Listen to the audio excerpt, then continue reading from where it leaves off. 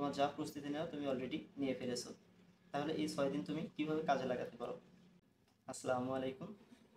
কী অবস্থা সবার? হয়তো অনেকেই অনেক টেনশনে আছো যে আজকে 9 তারিখ, আগামী 16ই মে তোমার ভর্তি পরীক্ষা অনুষ্ঠিত হবে। দেখো, টেনশনের কিছু নেই। তোমার যা প্রস্তুতি নেওয়ার, যা পড়াশোনা করার তুমি অলরেডি করে ফেলেছো, প্রস্তুতি নেওয়া তোমার শেষ। তাহলে এই 6 দিন তুমি কি করবে? এই 6 দিন তুমি একটি নিয়মমাফিকভাবে পড়াশোনা করবে এবং বিগত যেগুলো পড়া হয়ে গেছে তোমার, এগুলো জাস্ট রিভিশন করবে। নতুন করে তোমার কিচ্ছু পড়ার দরকার নেই। এই 6 দিনে আসলে পড়ে তোমার কিচ্ছু হবে না।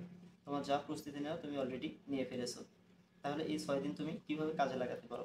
দেখো, মূল বইয়ের যে গুরুত্বপূর্ণ লাইনগুলো আছে, এই গুরুত্বপূর্ণ লাইনগুলো তুমি 3 থেকে 4 ঘন্টা সময় নিয়ে প্রতিটি সাবজেক্ট একদিনে শেষ করতে পারো। এক্ষেত্রে তোমাকে প্রতিদিন 12 থেকে 15 ঘন্টা সময় দিতে হবে সবগুলো সাবজেক্ট একদিনে শেষ করার জন্য। তাহলে একদিনে তুমি এটা করলে, দ্বিতীয় দিন কি করবে? দ্বিতীয় দিন প্রশ্ন ব্যাংক সমাধান করলে সবগুলো সাবজেক্টের। বিগত সালে যে টপিক থেকে বারবার প্রশ্ন এসেছে, এই টপিকগুলো মাথায় রাখবে। এখান থেকে আবারও প্রশ্ন রিপিট হবে। এরপর কি করতে পারো? বেশি বেশি এক্সাম দেবে। এক্সাম দেওয়ার সময় অবশ্যই পাশে একটি ঘড়ি রাখবে। এক্ষেত্রে কি হবে? তোমার টাইম ম্যানেজমেন্ট সম্পর্কে একটা ধারণা হবে এবং পরীক্ষার হলে তুমি টাইম ম্যানেজমেন্ট করতে পারবে। এরপর আসি, বিগত বছরে যে মেডিকেল এবং বিসিএসে যে ইংরেজি এবং সাধারণ জ্ঞান প্রশ্নগুলো হয়েছিল, এগুলো তুমি একবার দেখে নেবে। এখান থেকেও কম আসার সম্ভাবনা অনেক।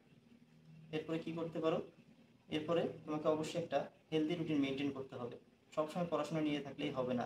এই শেষ 6 দিন অবশ্যই তোমাকে সুস্থ থাকতে হবে, মানসিক এবং শারীরিক উভয়ভাবেই সুস্থ থাকতে হবে। এজন্য তোমাকে অবশ্যই নিয়মিত খাওয়া দাওয়া, গোসল, ঘুম সব কিছু ঠিক রাখতে হবে।